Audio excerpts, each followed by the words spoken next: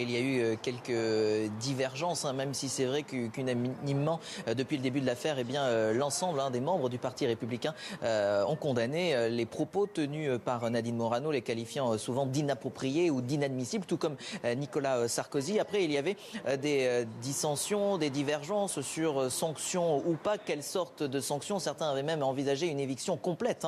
Ils étaient rares, c'est vrai, mais une éviction complète de Nadine Morano du parti Les Républicains. Et donc, Nadine Morano écartée de la liste de Meurthe-et-Moselle, mais elle reste encore donc aujourd'hui députée européenne, membre du parti, et puis vice-présidente de cette fameuse commission nationale d'investiture, ce que certains disent bien que ça sera intenable, puisque par exemple lors de la prochaine réunion, est-ce que Nadine Morano sera là? Est-ce que ce sera elle qui accordera une investiture à une autre personne, qui en discutera, ce qui semble plutôt compliqué au vu de la décision apportée aujourd'hui par cette CNI.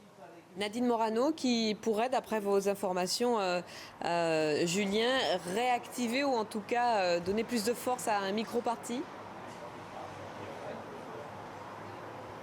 Oui, elle avait élaboré son micro-parti. Il y a un site internet d'ailleurs, le RPF, Rassemblement pour la France, qui était aussi un sigle qu'avait utilisé Charles Pasqua. Nadine Morano, donc sur son site, demande déjà depuis plusieurs temps des adhésions, pourquoi pas des dons. Et elle pourrait s'appuyer sur ce micro-parti, notamment pour développer, on va dire, sa petite entreprise dans la perspective de la primaire. Mais pour l'instant, elle ne s'est pas prononcée, elle ne s'est pas expliquée officiellement.